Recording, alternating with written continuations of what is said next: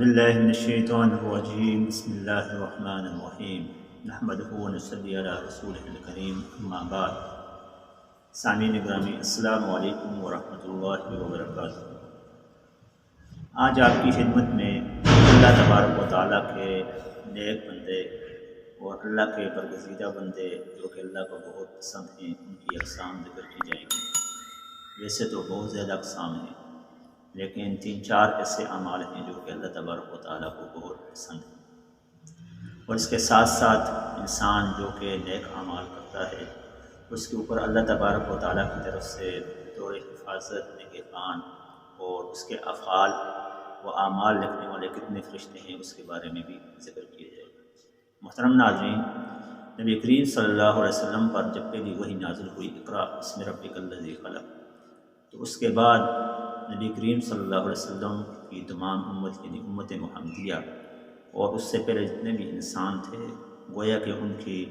اعمال میں افضل ترین عمل جو ہے وہ تعلیم کی طرف نشاندہی کی، کیونکہ پہلی وحی میں بھی تعلیم کا ذکر ہے۔ تو سب سے زیادہ فضیلت والے انسان گویا کہ اللہ تبارک و تعالیٰ کی نظر میں وہ ہے جو کہ اہل علم کے ساتھ شغف رکھے، علم حاصل کرے، علم کی تعلیم دے اور اسلام کی تعلیمات، نبی کریم صلی اللہ علیہ وسلم کی تعلیمات، اللہ تبارک و تعالیٰ کے احکامات کی تعلیم دے۔ تو یہ انسان جو ہے وہ سب سے زیادہ اہمیت والا اور اللہ تبارک و تعالیٰ کی نظر میں اہم ہے۔ دوسرا جو ہے انسان جو کہ اللہ تبارک و تعالیٰ کی نظر میں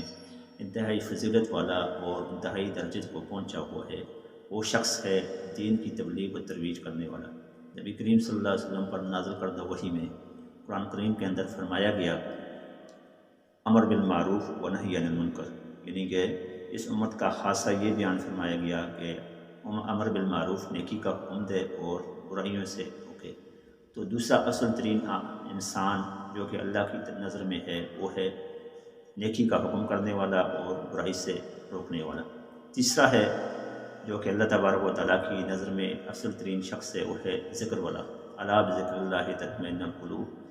ذکر جو ہے انسان کے دلوں کو چونکہ اطمینان بھی بخشتا ہے، اور ذکر کے اندر اللہ تبارک و تعالیٰ کی تسبیح و تمجید اور نبی کریم صلی اللہ علیہ وسلم کے اوپر درود شریف کا بیانیہ، یہ ذکر کے درجوں میں مختلف درجے ہیں۔ تو اللہ تبارک و تعالیٰ کو وہ لوگ پسند ہیں جو اٹھتے بیٹھتے سوتے جاگتے ہر حالت میں اللہ تبارک و تعالیٰ کو دل میں رکھتے ہیں، اللہ کے ساتھ شغف رکھتے ہیں۔ اور چوتھا شخص وہ ہے جو کہ ان تمام اعمال یعنی تعلیم حاصل کر کے دین کی تبلیغ کر کے اور ذکر کرنے کے بعد اپنا جو عمل ہے وہ اللہ تبارک و تعالیٰ کے اوپر بھروسہ کرے اور اللہ کے سپرد کر کے اپنا سارا عمل جو ہے وہ فلاح انسانیت کے لیے وقف کر دے۔ ناظرین گرامی، انسان جو بھی عمل کرتا ہے اس کا یہ عمل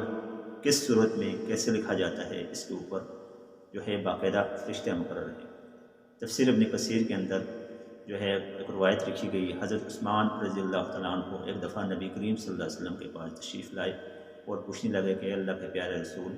ہم جو عمل کرتے ہیں تو فرشتے لکھتے ہیں، تو ان کی ترتیب کیا ہے یا لکھنا کیسے ہوتا ہے؟ تو نبی کریم صلی اللہ علیہ وسلم نے فرمایا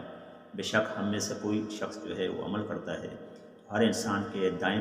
کندھے اور بائیں کندھے پر 2 فرشتے ہیں جو کہ کرامن کاتبین جو ہیں یعلمون ما تفعلون، آیت مبارکہ بھی ذکر ہوئی نازل ہوئی کہ لکھنے والے 2 فرشتے ہیں، ایک فرشتہ ہمارے دائیں کندھے پر ہے جو ہمارے نیکی کے اعمال لکھتا ہے، اور بائیں والا جو ہے وہ ہمارے برے افعال لکھتا ہے۔ اس میں نبی کریم صلی اللہ علیہ وسلم نے حضرت عثمان رضی اللہ عنہ کے پوچھنے پر فرمایا کہ جو نیکی والا ہوتا ہے وہ انسان کا نیکی کا سوچتے ہی فوراً لکھ لیتا ہے، لیکن جو برائی والا فرشتہ ہے وہ اس وقت تک نہیں لکھتا جس وقت تک جو ہے وہ برائی کرنے والا انسان برائی جو ہے عملاً کر نہ لے۔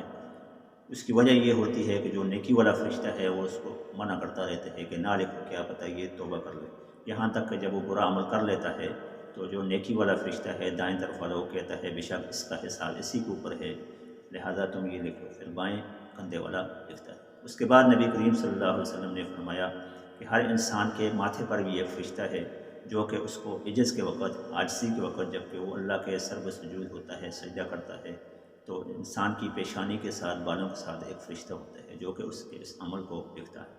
پھر فرمایا کہ ہر انسان کی آنکھوں کے اوپر بھی 2 فرشتے ہیں جو کہ اس کو سوتے جاگتے یا اس کی پلکوں کو اوپر نیچے کرتے ہوئے اس کی مدد کرتے ہیں۔ بے شک وہ نیکی کی چیزیں دیکھتا ہے، نیک افعال کرتے ہیں تو اس کے یہ عمل اس کے لیے وہ طور گواہ قیامت والے دن پیش کیا جائے گا۔ اور ساتھ ساتھ فرمایا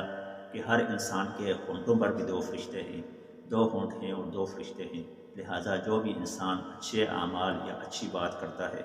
اس کے اس عمل کو لکھا جاتا ہے، اور جو برے افعال یا برے اعمال کرتا ہے یا بولتا ہے تو اس کے اس برے عمل کو یا برے افعال کو لکھا جاتا ہے۔ اس طرح مختلف روایات کے اندر اہل علم کے لیے بھی فرمایا گیا کہ اہل علم جب اللہ کے راستے میں نکلتے ہیں، کوئی بچہ یا طالب علم، تو اس کے راستے میں فرشتے پر بچھا دیتے ہیں۔ بہرحال اس حدیث مبارکہ کے اندر جو کہ حضرت عثمان رضی اللہ تعالیٰ عنہ سے منقول ہے، اس روایت کے مطابق انسان کے اوپر کل 10 فرشتے ہیں جو کہ انسان کی جو ہے دن کی ڈیوٹی سر انجام دیتے ہیں۔ اور پھر فرمایا گیا نبی کریم صلی اللہ علیہ وسلم کی تفسیر یا نبی کریم صلی اللہ علیہ وسلم کی زبانی مبارکہ سے کہ ایسے ہی 10 فرشتے انسان کے ساتھ رات کو بھی ہوتے ہیں، گویا کہ 20 فرشتے ہوئے، اور یہ 20 فرشتے انسان کی 24 گھنٹے کی زندگی کے اندر اس کے اعمال و افعال کو لکھتے ہیں۔ محترم ناظرین، ہم میں سے ہر شخص کوئی کام کرتے ہوئے، کوئی بات سوچتے ہوئے، کوئی نظریہ آگے پھیلاتے ہوئے یہ سوچ رہا ہوتا ہے کہ میں اس کا جو ہے علم بردار ہوں، یا میں اس کا کریٹر ہوں، یا میں اس کو تخلیق کرنے والا ہوں، لہٰذا میں ہی اس کا جواب دہ ہوں۔ لیکن در حقیقت انسان کی سوچ کے اندر وہ سوچ جس کو انسان خود سوچ رہا ہوتا ہے، بغل میں بیٹھے کسی دوسرے شخص کو نہیں معلوم ہوتا، وہ سوچ اللہ تبارک و تعالیٰ بھی جانتے ہیں، اور اللہ تبارک و تعالیٰ کے فرشتے بھی جانتے ہیں، جو کہ اس کے دماغ کے اندر بات گھوم رہی ہوتی ہے۔ کیوں کہ اللہ تبارک و تعالیٰ نے ان فرشتوں کی ڈیوٹیاں لگائی ہوئی ہیں۔ اللہ تبارک و تعالیٰ سے دعا ہے کہ اللہ تبارک و تعالیٰ ہمیں نیک افعال، نیک اعمال سوچنے، سمجھنے اور ان پر عمل کرنے کی اور ان کو ترویج کرنے کی،